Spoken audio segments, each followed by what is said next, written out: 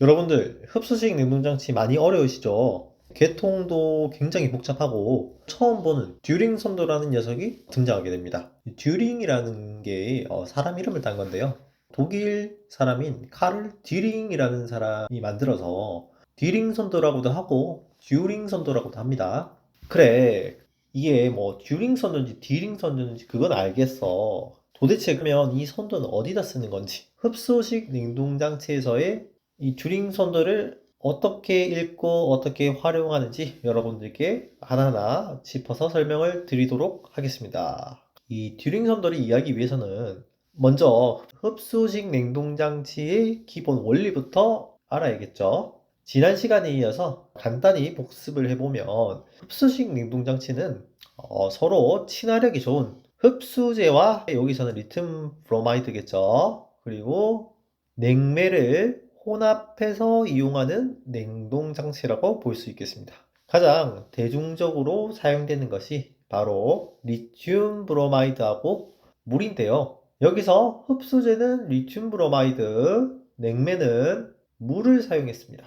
꼭 이것만 흡수제 냉매로 사용하는 건 아니고요. 이것도 일종의 한 종류인데요. 리튬 브로마이드하고 물만 이용되는 건 아니고 물 냉매 대신에 암모니아를 쓰기도 하고요. 이 리튬 브로마이드 흡수제 대신에 바로 H2O, 이 물을 쓰기도 합니다. 물은 냉매로 쓰기도 하고 그리고 흡수제로도 쓰기도 합니다. 그래서 간혹 시험에 두 개 다 사용하기 때문에 잘 주의를 해서 어디에 사용되는지에 따라서 얘는 냉매가 되었다가 흡수제가 되었다가 할 수 있기 때문에 잘 주의해서 문제를 꼼꼼히 읽어보시기 바랍니다.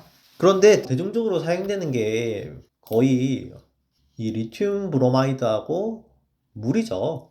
암모니아 같은 경우는 이런 폭발성의 위험이 있기 때문에 대중적으로 사용되진 않고요. 이 암모니아 같은 경우는 잠열이 굉장히 커서 물에 비해서 더 냉동 효과가 큰 건 사실이나 이런 안전상의 리스크 때문에 리튬 브로마이드 물을 혼용해서 사용하는 냉동장치보다는 규제가 심하기 때문에 국내에서는 아직까지 활발히 사용되고 있는 추세는 아니지만 미국과 같은 해외에서는 이 암모니아가 냉매가 되고 그리고 흡수제가 물이 되는 이런 물과 암모니아가 섞여 있는 그런 냉동장치도 많이 사용하죠.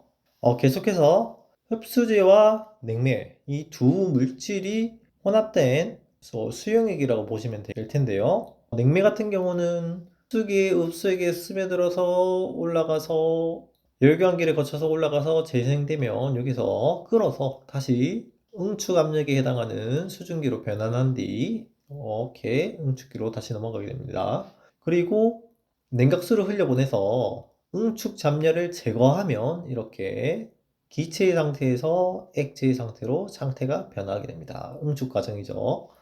그리고 증발기, 이런 식으로 전체 시스템을 다 순환을 하고요. 여기서 냉매는 물이 되겠죠.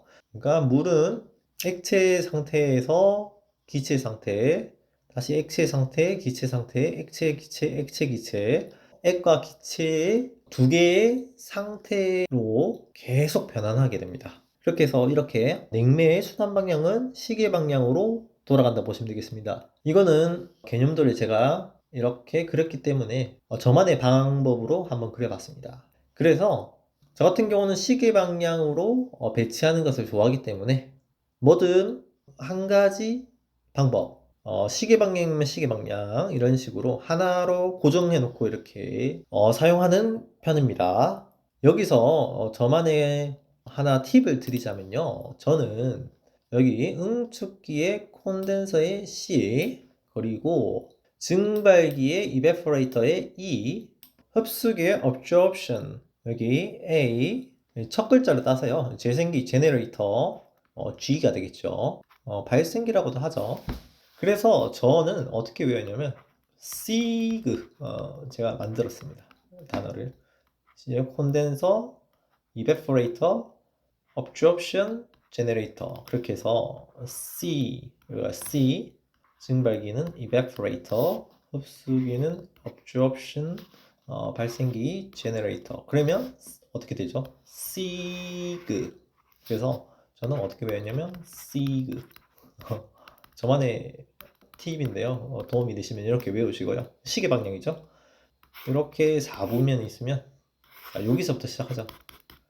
1, 2, 3, 4. 1번, 2번, 3번, 4번.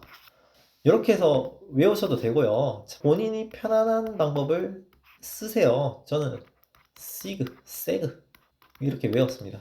그리고 외우는 것보다는 이해하는 게 낫죠. 응축한다? 응축하고 팽창하고 증발하는 거는 저기 증기압축식 냉동장치가 똑같죠.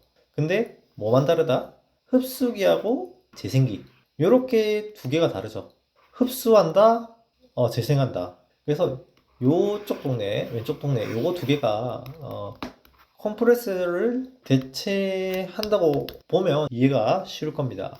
아무튼 응축기의 콘덴서, 증발기 이베포레이터, 흡수기의 absorption, 그리고 재생기의 generator. 이렇게 흡수식 냉동장치는 배치가 됩니다. 그 중간중간에 열 효율을 높이기 위해서 열교환기, 그리고 가마 밸브, 그리고 팽창 밸브 이런 게 설치가 되고요. 그리고 중간중간에 잡열을 제거하기 위해서 여기서 한번 잡열이 되죠. 근데 여기는 미미한 열이고 응축기에서 다량의 열이 발생합니다. 요 잡열을 제거하기 위해서 냉각수를 이렇게 흘려보내서 여기 응축기도 이렇게 해서 어디로? 쿨링타워, 냉각탑으로 이동하게 됩니다. 아무튼 이렇게 이 흡수식 냉동장치의 경우는 증기압축식 냉동장치와 비교하면 쉽게 이해할 수 있다고 지난 시간에도 한번 말씀을 드렸는데요. 공부할 때는 이렇게 두 가지 시스템을 비교해 가면서 공부하는 게 좋은 것 같습니다. 그래서 여러분들이 증기압축식하고 그리고 흡수식 냉동장치를 개념도를 그려서 딱 두 개를 비교를 해 보십시오. 개념도는 어떻게 돌아가고 특징은 어떻고 장점은 어떻고 단점은 어떻게 돼 있고 그 다음에 뭐 주요 구성 장치는 뭐가 되고 뭐 그렇게 해서 이 표로 만들어서 두 개를 비교하면 되겠죠. 이 개념도 넣으시고 증기 압축식은 압축기, 응축기, 그리고 팽창 밸브, 증발기 이런 식으로 해서 들어가죠. 뭐 중간에 뭐 4웨이 밸브 그리실 분은 그리시고 그리고 지금 흡수식 냉동장치 하고 있죠. 아까 뭐랬죠? C가 했죠. C가 이렇게 3, 4 그리고 놓고 C, E, H 저는 이렇게 합니다. 이렇게 되고 이렇게 되고 이렇게 올라가서 이렇게 가고 중간에 뭐 밸브 있고 여기도 가마 밸브 있고 뭐 이런 식으로 대충 그려지겠죠. 그래서 시그 이렇게 외우시고 응축기, 증발기, 흡수기, 재생기. 나중에 히트 펌프 할 때는 이렇게 얘네들이 이렇게 반대로 뒤집어집니다. 요거는 팁. 그리고 이게 뭐 개념도면요. 이게 이쪽은 기본 증기 압축식이죠. 증기라고 적어놓을게요. 증기 압축식. 그리고 여기는 흡수식. 그리고 뭐 장점, 장단점, 특징 쭉쭉쭉 해서 표를 이렇게 비교하면 되겠죠. 뭐가 있고 뭐가 있고 뭐가 있고 주요 구성 장치는 뭐가 있고 뭐가 있고 뭐가 있고 그러면 딱 한눈에 이렇게 나만의 페이퍼가 하나 만들어지겠죠. 그런 식으로 공부를 하면 좋을 것 같아요. 방법은 여러 가지가 있겠지만 여러분들이 좋은 방법으로 선택하시기 바랍니다. 계속해서 하면 흡수기하고 재생기가 아까 전에 증기압축식의 압축기 역할을 대신한다고 했죠. 압축기라는 애는 모터가 달려가지고 모터의 회전력에 의해서 이렇게 돌아가죠. 요거는 용접식의 대표적인 압축 방식이죠. 이게 최적을 꽉꽉 누르는 방식이죠. 원심식하고는 다른 느낌이지만 자, 원심식은 회전하는 모터에 의해서 빨려서 이렇게 원심력에 의해서 튕겨 나가는 타입이면 이 최적형 얘를 꾹꾹 누르면서 들어갔다가 나가는 거죠. 얘도 똑같아요. 이쪽이 어디죠? 증발기라고 보면 증발기에서 피냉각물체로부터 열을 냉수가 들어오면 이해를 시키면서 증발한 냉맥가스들이 이렇게 들어오는 거 아닙니까? 들어와서 얘가 돌아가면서 꾹꾹 눌러지면서 압축이 되면서 나가는데 이 압축기의 역할을 얘네들이 이렇게 대신하는 거예요. 흡수기는 증발기로부터 증발한 저 앞에 증기가 이 흡수제에 쫙 스며드는 거죠. 쫙 스며드는 게 들어오는 과정이고, 그리고 여기서 재생열에 의해서 끓여주면 이제 밑에는 묽은 용액이 올라와서 여기서 끓이면 당연히 농도가 진해지겠죠. 농도가 진해졌다는 것은 수증기가 날아갔다. 물이 날아갔다는 뜻이고, 그 날아간 물이 나간다. 그래서 이렇게 왕복식 압축을 요거로 대체해서 여러분들이 기억하시면 좋을 것 같습니다. 그러면 자, 스며든다, 나간다. 여기도 스며든다, 끓여서 나간다. 이렇게 두 개를 매칭해서 공부하시면 좋을 것 같습니다. 결국 요거 두 개가 한 세트라고 보시면 되겠습니다. 흡수기, 재생기. 이게 압축기 역할을 대신하는 거고, 자, 압축기, 응축한다, 팽창한다, 증발한다. 똑같죠? 증기 압축식하고 똑같습니다. 구성. 그리고 또 하나, 이 압축기는 증기 압축식에서는 강제로 기계적인 힘에 의해서 돌리잖아요. 그래서 순환이 빠른 장점이 있습니다. 순환이 빠르다. 반면에 이 흡수식 냉동장치는 자연 친화적인 이런 흡수제 냉매의 자연적인 현상을 이용한 건데요. 그래서 이런 기계적인 힘으로 강제적으로 돌리는 순환 속도에 의해서 다소 느린 편이라고 보시면 되겠습니다. 순환 속도가 느리다. 증기압축식은 빠르다.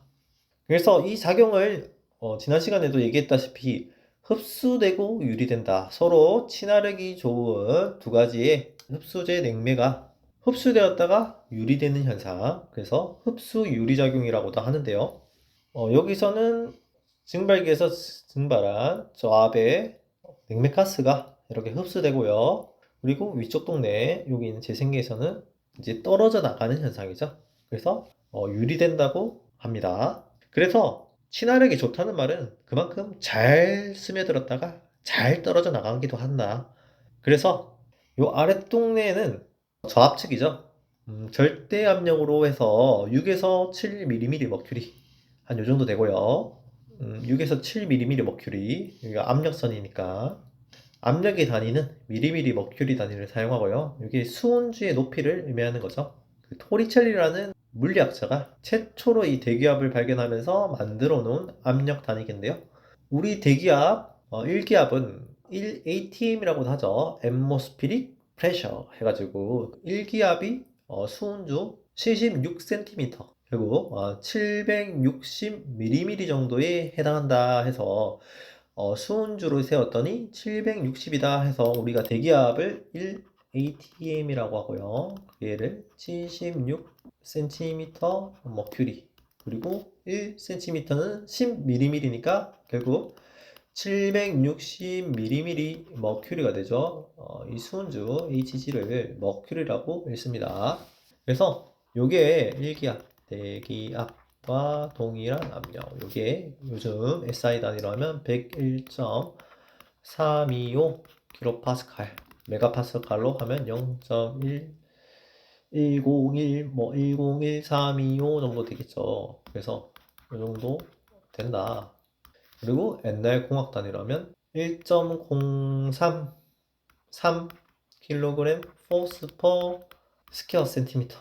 그리고 물 높이로 환산하면 아까 얘는 수의 높이로 환산했죠. 물 높이로 환산하면 10m. 근데 정확하게 10.33m 나오더라. 미터 나온다. 이게 양정이죠. 그래서 얘를 10.33m 물기둥이다 해서 미터 아쿠아를 붙이기도 합니다. 그래서 미터 그리고 H도 쓰고요. 다양하겠습니다. H 그다음에 아쿠아 미터 H 다 똑같은 표현입니다. 그리고 어떤 데는 워터라고도 쓰기도 합니다. 그래서 뭐 하려고 그래 1기압 얘는 절대 압력으로 치면 1기압보다 낮은 압력입니다. 6에서 7mm 머큐리면 굉장히 낮은 압력이죠. 그러니까 어느 정도 되냐면 760mm 머큐리가 1기압이고 그래서 그 중에 7mm 머큐리 정도니까 760분의 7 약 환산하면 100분의 1 그래서 한 100분의 1기압 정도 되더라. 거의 완전 진공에 가깝다. 그래서 물에 끓는 점은 굉장히 낮습니다. 6에서 7mm 머큐리 정도의 압력에서는 물 H2O는 약 섭씨 5도씨의 끓는 점이 됩니다. 그러니까 섭씨 5도씨에서 물이 끓는다고 보시면 되겠습니다. 지난 시간에 그 물의 3중점 트리플 포인트로 한번 설명드렸던 것 같은데요. 자, 물의 압력과 온도 곡선을 보면요. 이 부분이 액체, 고체죠. 고체, 액체, 기체 구간인데요. 이 세 개가 만나는 점이 있습니다. 그래서 이 부분을 고체와 액체와 기체가 공존하는 포인트라고 해서 이 부분을 세 개의 중심점, 그래서 3중점, 영어로 하게 되면 트리플 포인트라고 합니다. 근데 이걸 설명드리는 이유는 우리가 지금 이 부분이 대기압이다 라고 볼게요. 여기가 압력선이죠. 그래서 여기가 1기압, 여기가 1기압이라고 볼게요. 그러면 1기압 선을 쭉 끄죠.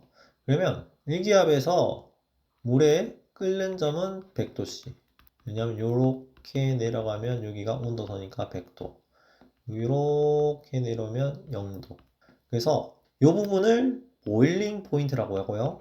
끓는 점이다. 그래서 여기는 멜팅 포인트다. 그래서 여기는 어는 점. 그리고 여기는 끓는 점. 이렇게 얘기를 하는데요. 그래서 쭉 이제 압력을 낮출 거예요. 압력을 낮추면 압력이 낮아짐에 따라서 어떻게 변하냐면 이 비등점들이 계속 낮아집니다. 쭉쭉. 압력이 떨어지면 끓는 점이 내려갑니다. 비등점. 비등한다고 하죠. 비등점이 내려가면서 물이 낮은 압력에서 끓게 됩니다. 그래서 여기 거의 요 3중점이 거의 이제 진공 상태 가까이 되는데 요 부분 이제 한 6에서 7mm 머큐리 완전 진공 정도가 되면 물의 끓는 점은 한 5도씨 정도가 됩니다. 높은 산에 올라가면 이 기압이 떨어짐에 따라서 물의 끓는 점도 떨어지죠. 그래서 높은 산에 올라가면 물이 100도에서 끓는 게 아니라 그것보다 더 낮은 압력에서 끓는 이유이기도 합니다. 자, 그래서 이 낮은 압력, 아까 6에서 7mm 머큐리 정도에서는 물은 약 섭씨 5도씨 근처에서 증발이 이루어집니다. 이때 발생한 수증기가 바로 여기서는 저압증기라고 표현을 했습니다. 이 수증기가 결국은 이렇게 넘어와서 바로 흡수제에 스며들면서 묽은 용액이 됩니다. 이 물이 희석되니 이 흡수제의 농도는 옅어질 수밖에 없겠죠. 그래서 묽은 용액 또는 희용액이라고 표현을 합니다. 희용액, 여러분들 교재마다 다 다르겠지만 묽은 용액이라고도 하고요. 그리고 교재에 따라서는 다르겠지만 희용액이라고도 합니다. 그럼 진한 용액은 뭐라고 하냐? 농하다 해서 농용액, 그리고 진한 용액, 이렇게 두 개 다 표현을 쓰니까 숙지를 해주시고요. 그래서 묽은 용액은 이 용액 펌프, 순환 펌프를 통해서 재생기로 쭉 보내지게 됩니다.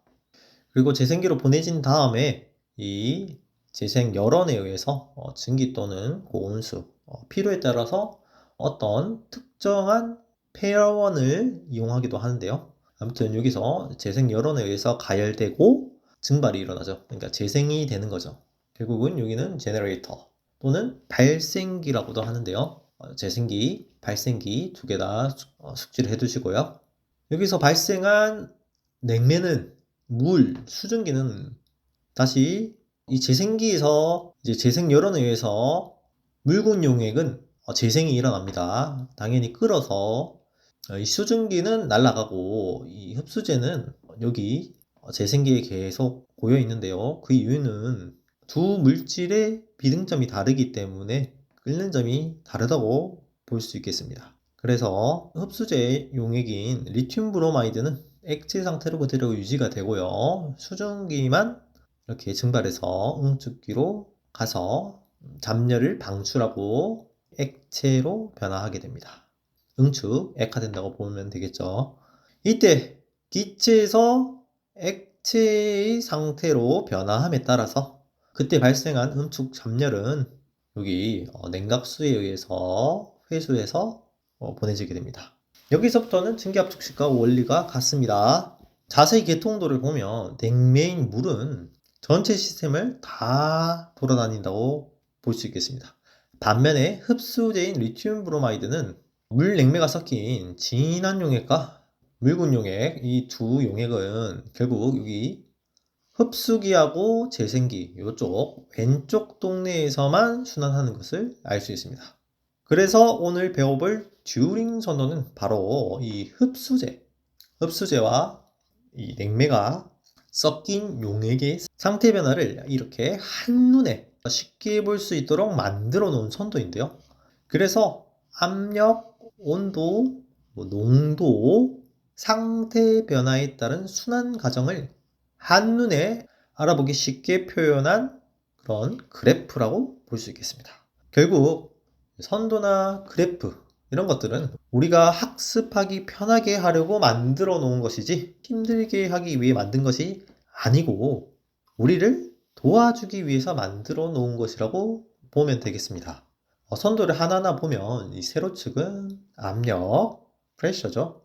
그리고 가로축은 온도, 템퍼러처, 그리고 이렇게 사선으로 기울어져 있는 이 선을 농도선이라고 합니다. 이 농도선을 보면 좌측 아래부터 시작해서 우측 위쪽으로 해서 이렇게 올라간다고 보면 되고 요 하나의 선이 의미하는 바는 농도가 30%인 선, 이쪽은 농도가 40%, 45%, 50%, 60%, 70% 이런 식으로 올라가면서 어느 일정 한계선 이상으로 올라가게 되면 결정이 발생합니다. 이 크리스탈이 나오게 되는데 이 선을 결정선이라고도 합니다. 그리고 반대로 이쪽으로 가면 이제 농도가 점점 떨어지니까 이쪽은 완전히 100%인 물이 되겠죠. 농도로 보면 0%.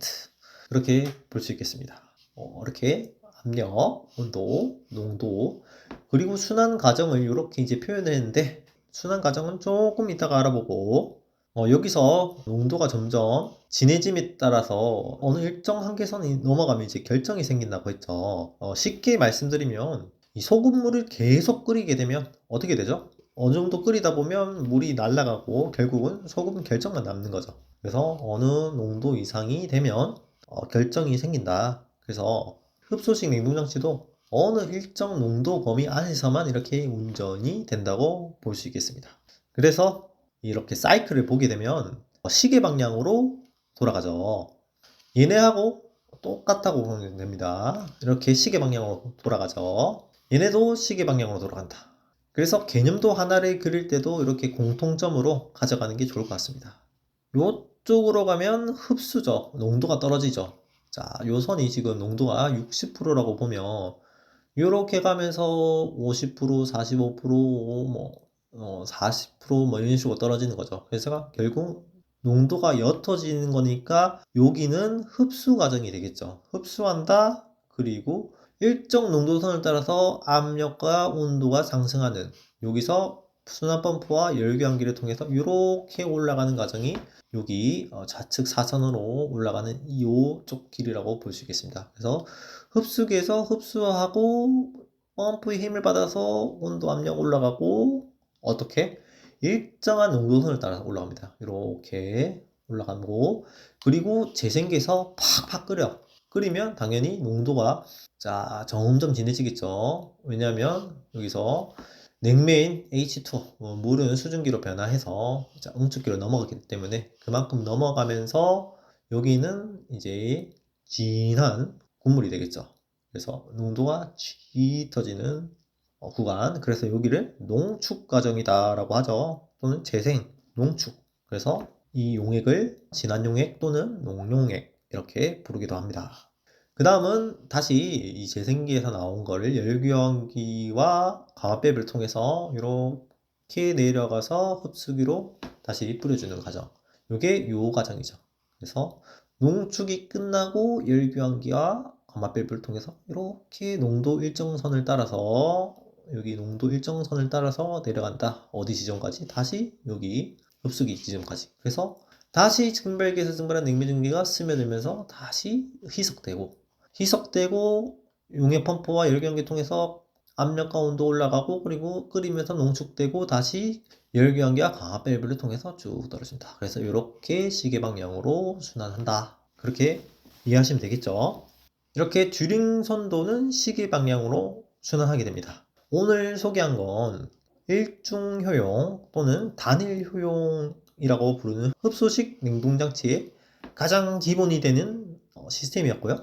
그리고 나중에는 일중 효용이 아니라 이렇게 이중 효용, 더 압력이 높이 올리고 그 다음에 농축하고 중간 압력까지 떨어지고 다시 농축하고 떨어지고 흡수하고 이렇게 한번 올라가고 농축을 한번 거치고 열교환기 한번 거치고 또 농축하고 그 다음에 열교환기 거치고 그러니까 결국 재생기가 하나, 두 개 그리고 이제 삼중 효용 같은 경우는 자 농축 한번 열교환, 농축, 열교환, 농축, 열교환 이렇게 해서 세 개. 그래서 이중 효용, 삼중 효용 이런 식으로 올라가죠. 그래서 이 재생기의 개수에 따라서 한 번 끓인 걸 가지고 중간 고온재생기, 저온재생기, 응축기 이 세 개를 다 써먹는 애가 나중에 뭐 삼중 효용이 되겠죠. 그래서 오늘은 기본적인 단일 효용 시스템, 일중 효용 시스템 알아봤고요. 그리고 나중에 이거를 응용하면 여기 일중이 될 수도 있고 2중이 될 수도 있고 3중이 될 수도 있습니다. 그래서 나중에 한번 다중효용 시스템을 한번 다뤄보도록 하고요. 결국은 열교환기, 히트 익스체인지를 둬서 그리고 중간에 냉각탑으로 기껏 끓여서 이렇게 냉각탑으로 열을 다 갖다 버리면 이렇게 QC가 되죠. 방열하는 열.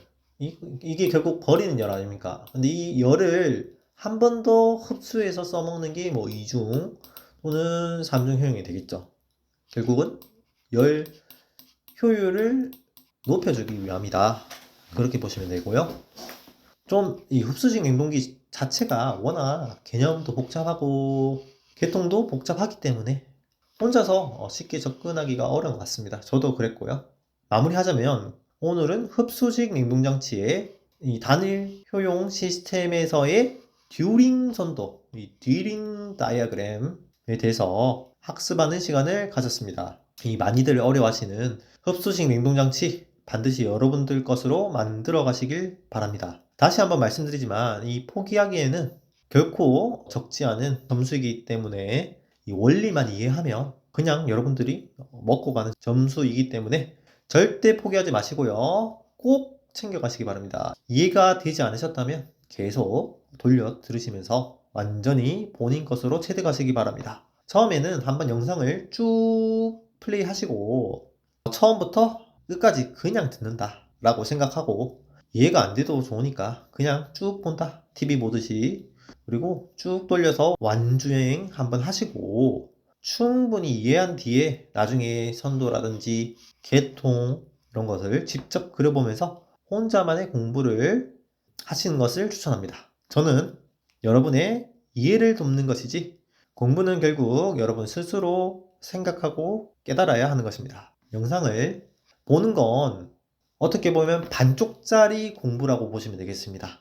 나머지 반쪽은 여러분의 힘으로 직접 만들어 가시기 바라고 오늘도 긴 영상 시청해 주셔서 감사드립니다. 이 영상이 유익하셨다면 함께 공부하는 학우분들, 지인분들께 많은 공유 부탁드리겠습니다. 오늘도 행복한 하루 되시길 바랍니다. 감사합니다.